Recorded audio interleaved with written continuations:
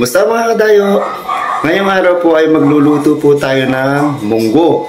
Lalagyan po ng gulay. At meron po tayong sari-saring gulay na ilalagay dito sa ating munggo. Kung mahilig ka sa gulay, panoorin mo po itong aking video.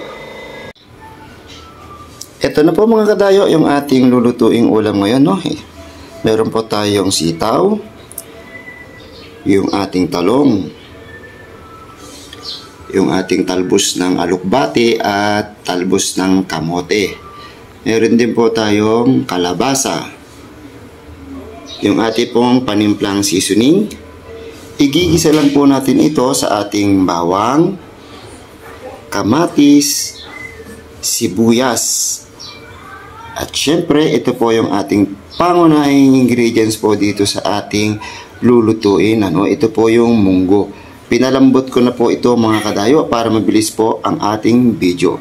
Tara mga kadayo, umpisahan na po natin lutuin itong ating munggo with gulay. Ang una po natin gagawin, igisa lang po natin yung ating bawang, sibuyas at kamatis mga kadayo. Paiinitin lang po natin itong ating mantika at pagsasabay-sabay na po natin mamaya ilagay yung ating mga ricado. Sabay-sabay na po nating ilagay ito mga kadayo, yung ating bawang, sibuyas at yung kamatis. Igisa lang po natin sandali at mamaya-maya po ilalagay po natin yung ating kalabasa at palalambutin po natin. Palambutin lang po natin ng konti itong ating kamatis.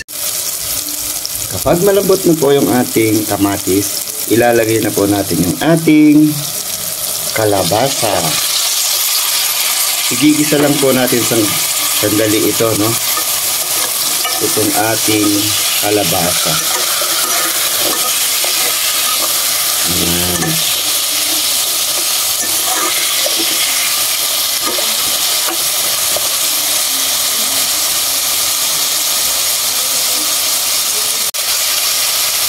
Sa puntong ito mga kadayo, ilalagay na po natin yung ating munggong pinalambot kanina.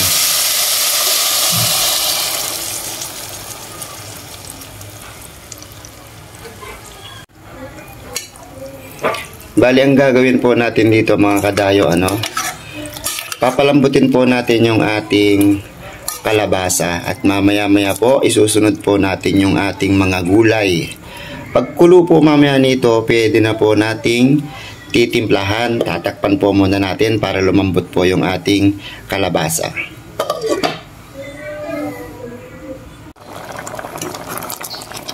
Ayan mga kadayo, nakita nyo malambot na po yung ating kalabasa.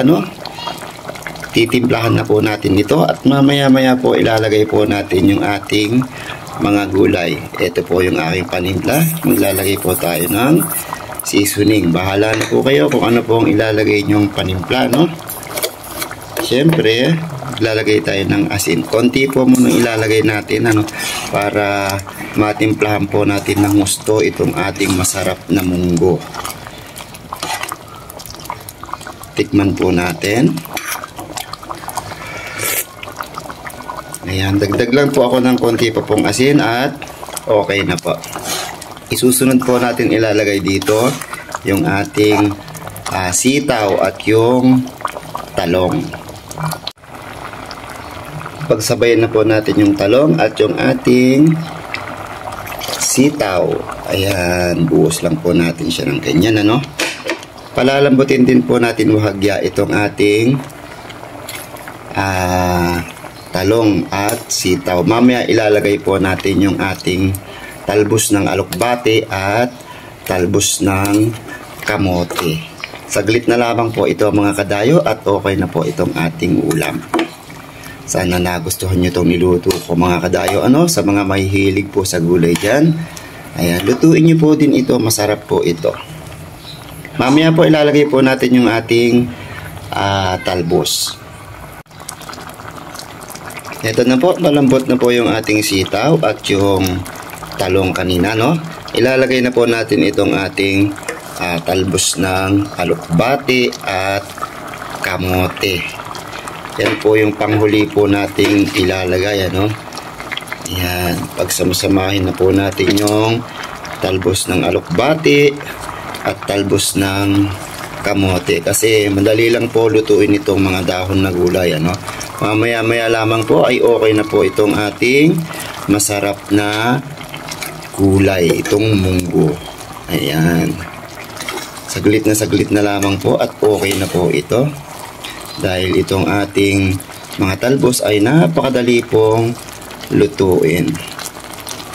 Ayan mga kadayo, maraming salamat po sa inyong panonood. At sana'y nagustuhan niyo po itong aking munggo. Ayan, ito po ang ating tanghalian. Okay na po yan mga kadayo, luto na po siya, no? Ito na po yung ating masarap na munggo. Maraming salamat po sa inyong panonood at sana po ay nagustuhan nyo. Hanggang sa muling video po natin, God bless po sa ating lahat. Ano pang inaantay natin? Tara, kain na po tayo.